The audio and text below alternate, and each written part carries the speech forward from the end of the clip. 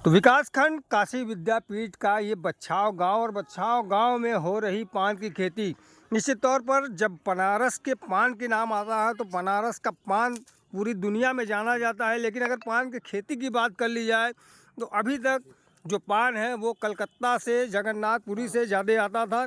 बनारस में पान की खेती बहुत ही कम होती है, लेकिन हम इस जगह पर आए हुए हैं बच्छाव में। यह टीले पर पान की खेती कुछ किसान यहाँ कर रहे हैं और नए किसानों को इस खेती से जोड़ने के लिए उद्यान विभाग द्वारा यहाँ पर उन्हें भ्रमण कराया जा रहा है और इस पान की विशेषता और इसके कैसे इसका उगाया जाए इस बारे में जानकारी दी जा रही है। हम उन किसानों से बात करेंगे जो पहली बार इस खेती को देखने आए हैं और क्या उनके मन में जिज्ञासा है, क्या आगे चलकर वो पान की खेती करेंगे। आइए उनसे जानते हैं।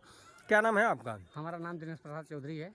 दिनेश जी, बनारस में पान की खेती, क्या लगता था कि आपको बनारस में पान की खेती देखने को मिलेगी? नहीं, पहले तो सुने थे, आज खुद देख लिए। हाँ। आज स्वयं आके प्लाट पे देख लिए और पान की खेती हमें बहुत अच्छा लगा। और हम भी चाह रहे हैं कि इसको ज़्यादा से ज़्यादा इसका लाभ उठाया जा सके करके। कहा जाता है कि बनारस पान के लिए मशहूर है और बनारस का पान पूरी दुनिया में मशहूर है, लेकिन दुर्भाग्य है कि बनारस में पान की खेती बहुत कम जगहों में होती है। अब आप लोग यहाँ देखने आए तो क्या देखकर समझें? हम भ्रमण करके ये समझे कि नहीं, इसको किया जा सकता है। इसमें बहुत ज़्यादा अपना नुकसान नहीं है। गवर्नमेंट भी, उद्यान विभाग भी 50% अनुदान दे रही है, तो उसके सहारे हम इससे आगे बढ़ सकते हैं और उसका हानि लाभ ले सकते हैं। क्या लगा कि अगर हम इसकी खेती करेंगे तो कैसे पौधे जमेंगे, इसके लिए क्या व्यवस्थाएं होनी चाहिए, छाजन ओजन क्या होना चाहिए? हाँ, छाजन ओजन इसके लिए किसान भाई से भी मिले तो बताया कि इसमें बांस की जरूरत है, बल्ली की जरूरत है, रस्सी की जरूरत है, सरपत की जरूरत है।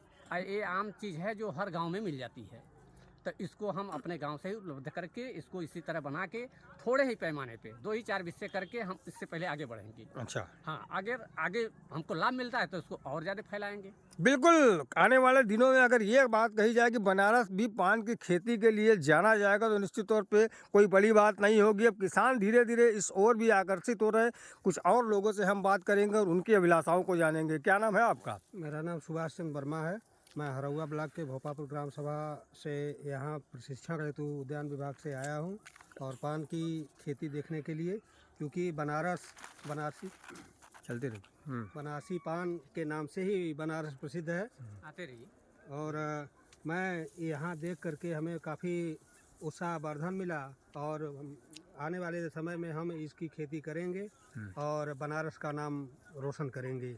बनारस पान के लिए तो जाना जाता है, लेकिन पान की खेती बहुत कम होती है यहाँ पर। क्या लगता है कि अब इसे बढ़ाने की ज़रूरत है? हाँ, अब इसे बढ़ाने की ज़रूरत है। इससे किसानों को दोहरा लाभ मिल जाएगा और काम आसानी से हो जाएगा। प्रधानमंत्री की जो सोच है, उनका क्षेत्र है, तो आने वाले समय में किसानों की आय दुगुना इस तरह पान की खेती करने से ही हो पाएगी। क्योंकि सफसली खेती करेंगे तो इसमें ढैंचा और सनई लगा देंगे तो ये जो सरपत की ज़रूरत है, सरपत की ज़रूरत कम पड़ेगी, क्योंकि उनका फली बेच देंगे या पान का पत्ता बेचेंगे। इससे किसान का काफ़ी उत्थान होगा और बनारस का नाम रोशन होगा। तो मतलब एक तरह से अगर आपके हिसाब से देखी जाए तो पान के साथ ढैंचा की बुवाई करेंगे, उसके साथ दोहरा लाभ लेंगे। हाँ, दोहरा लाभ लेंगे और किसानों की जो आमदनी दुगनी करने की बात मोदी जी करते हैं वो भी सार्थक हो जाएगा।